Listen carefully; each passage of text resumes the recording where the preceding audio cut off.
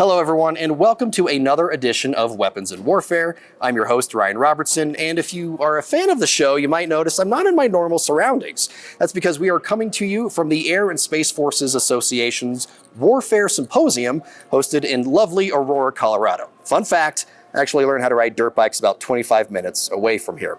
On the episode this week, we have a great conversation with a Dutch military officer, Major Marnix Provoost. He's actually studying for his doctorate, and part of his research was writing a paper called The Theory of Russian Victory, and it's a great conversation. Definitely want to stick around for that. Our weapon of the week this week is a new thermal optic. It could be a game changer for precision shooters. I don't want to give too much away, but you're definitely going to want to stick around for the weapon of the week because the clarity on this thermal imaging sensor is just out of this world. But it wouldn't be weapons in warfare if we didn't start with some headlines from around the world. So let's go ahead and dig into it. Over the last 2 years, the Russian invasion of Ukraine and the subsequent war has set many new precedents. And now we have another combat first. According to the Ukrainian organization Army of Drones, Ukrainian UAV operators used an airborne drone to spot for a ground-based drone that had a machine gun turret mounted to it. The dynamic drone duo was able to target and eliminate multiple Russian positions. And previous videos posted to Telegram and Twitter of other operations show just how effective ground-based drones can be. In one of the most effective instances, a small drone loaded with explosives traveled more than 2 miles through enemy territory to take out a bridge. It's like a macabre modern-day little engine that could. In an effort to bolster recruiting numbers, the Navy says you no longer need a high school diploma or GED to enlist. Potential recruits can now put their name on the dotted line as long as they score 50 or higher on the Armed Forces Qualification Test.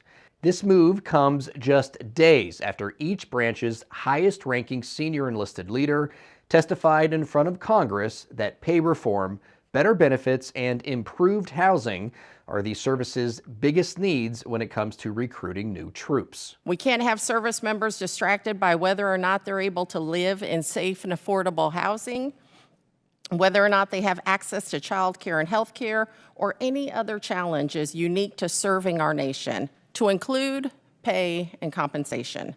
Chief Bass went on to say the last time there was a targeted pay raise for service members was 2007.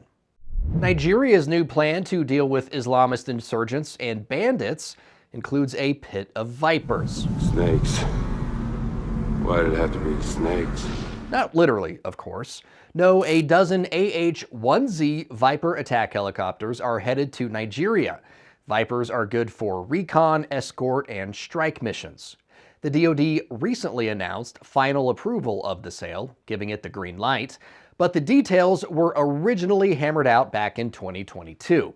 An additional $7.7 million deal was awarded to Northrop Grumman to provide 32 mission computers for the Bell helicopters. The contract is expected to be completed in June.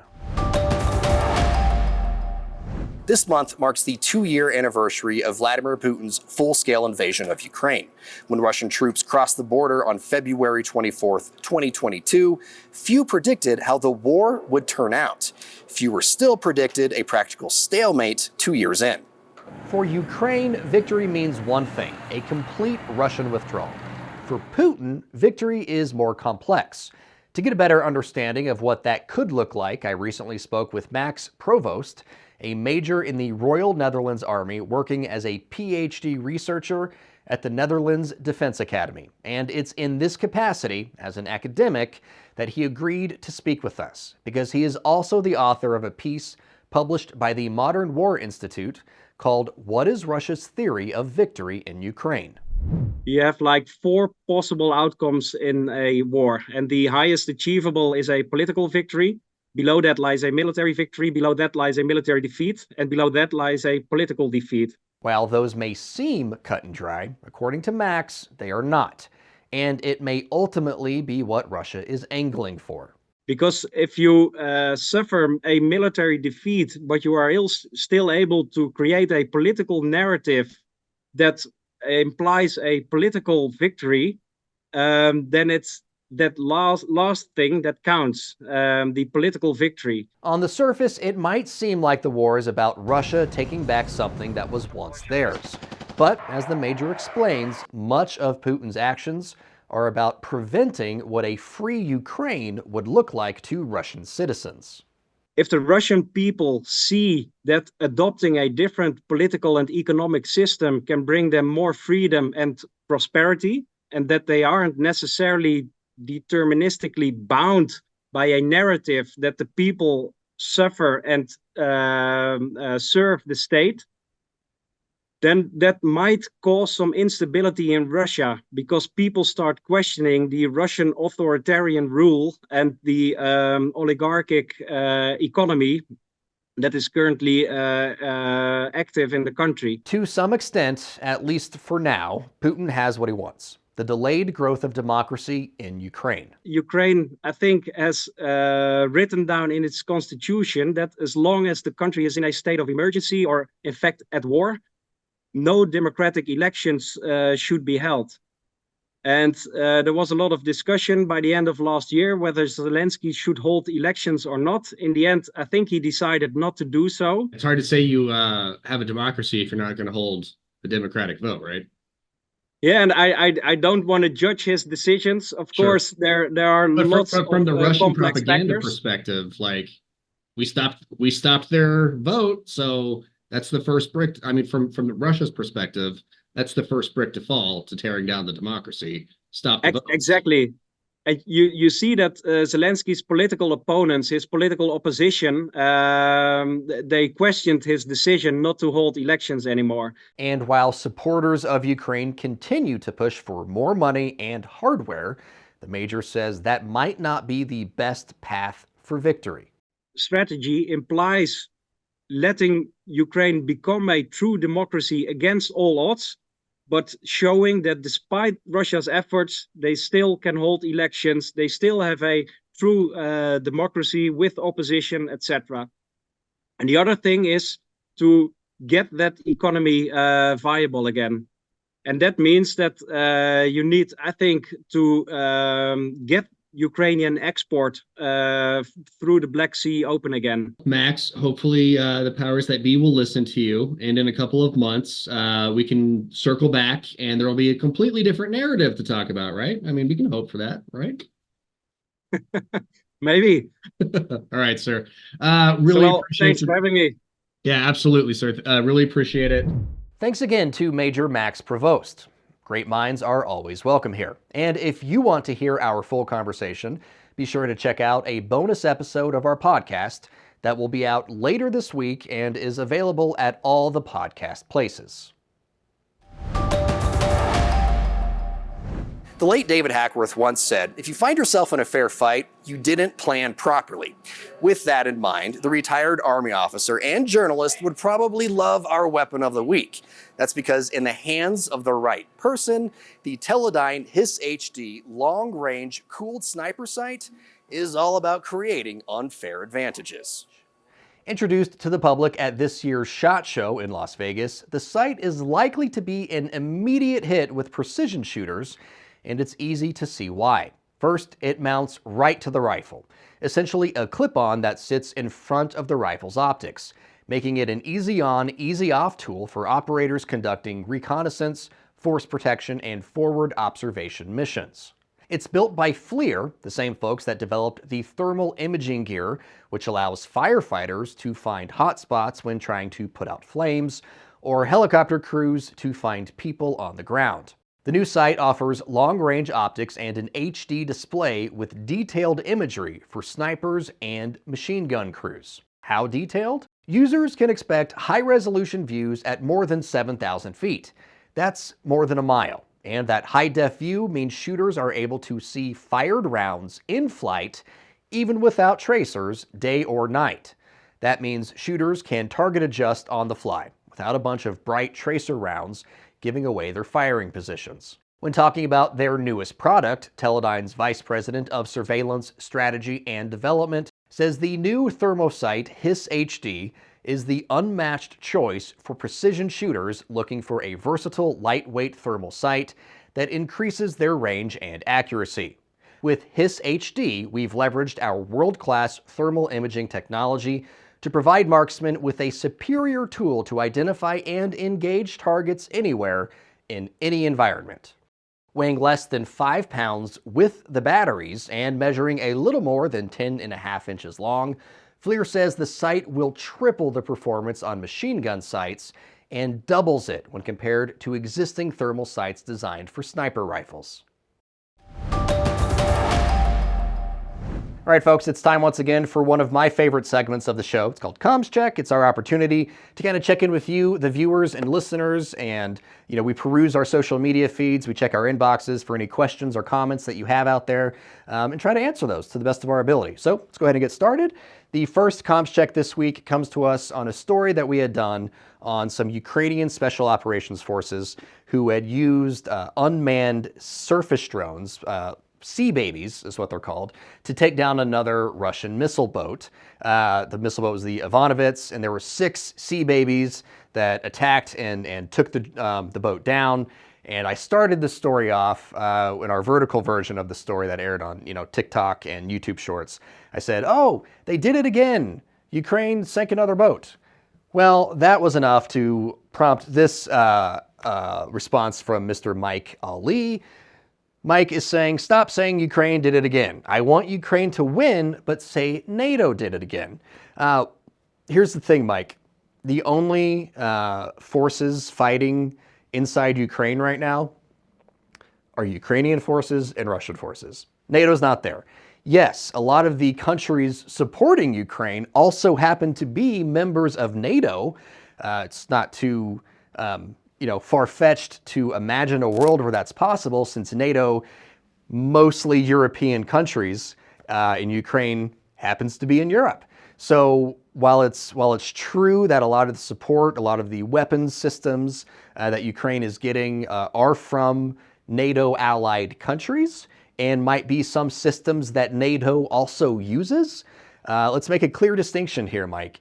NATO is not fighting a war against Russia right now. Ukraine is fighting a war against Russia. Russian propagandists want you to think that Russia is fighting a war against NATO because it helps justify their illegal annexation of several parts of Ukraine. It also helps the Russians justify their invasion into another sovereign country.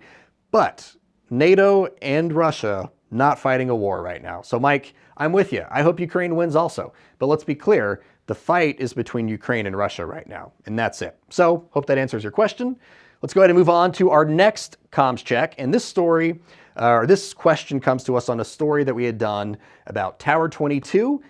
This was the U.S. military outpost in Jordan that was struck by another drone, an aerial drone operated by a militant group. The drone was able to enter the airspace over the post and strike some sleeping quarters. Dozens of people were injured and 3 U.S. service members were killed. So, Crash is saying they are lying to us.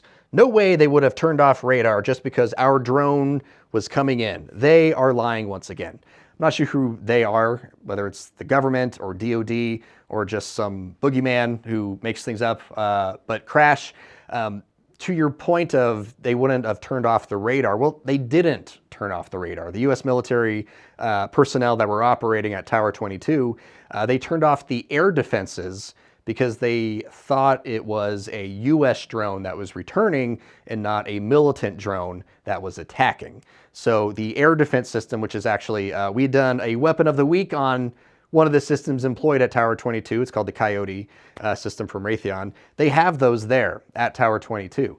But they were deactivated, again, because the personnel there thought it was a U.S. manned drone returning.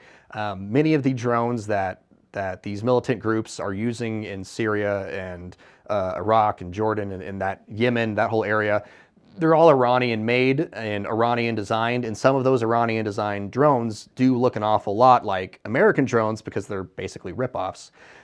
So it's not necessarily outside the realm of possibility to think that this drone operated by a militant group, which looks potentially like a U.S. drone, which means it would probably have a similar radar signature to a U.S. drone, was mistaken for a U.S. drone.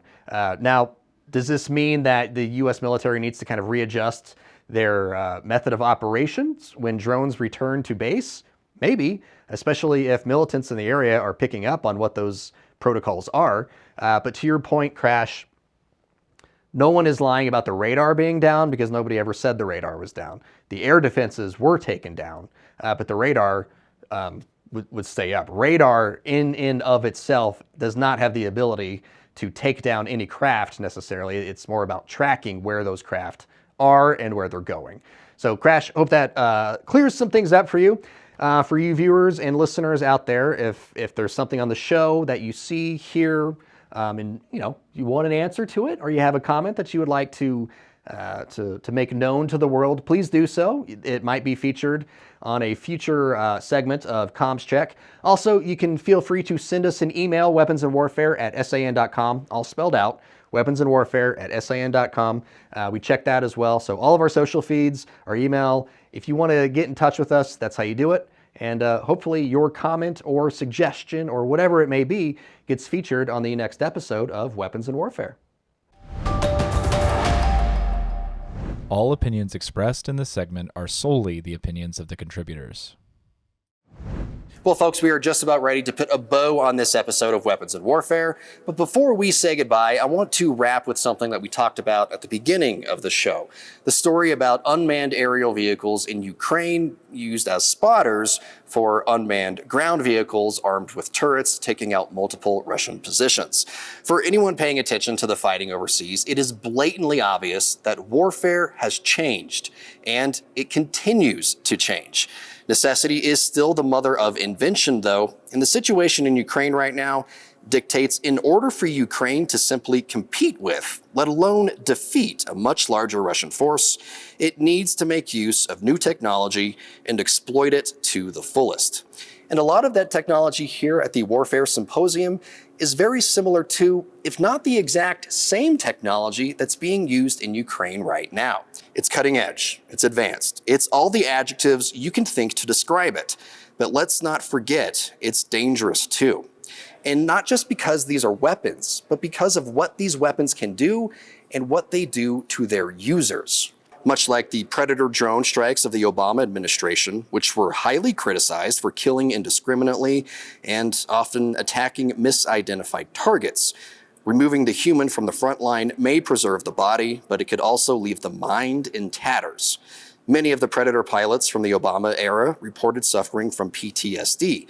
So, much like militaries the world over are learning how to improve warfighting based on lessons from Ukraine, I'm hopeful the U.S. military learned from our own nation's past with drones and recognizes that as much as warfare looks like video games today, there is no rebooting or respawning in the real world, and the effects of the battle will last a whole lot longer than the time it takes to recharge the controller. But that's going to do it for us here this week for Weapons and Warfare. If you have any thoughts that you want to share with us, please do so on our social media feeds. You can also email us at weaponsandwarfare@san.com. But for senior producer Brett Baker, video editor Brian Spencer, and graphic designer Dakota Patillo, I'm Ryan Robertson with Straight Arrow News, signing off.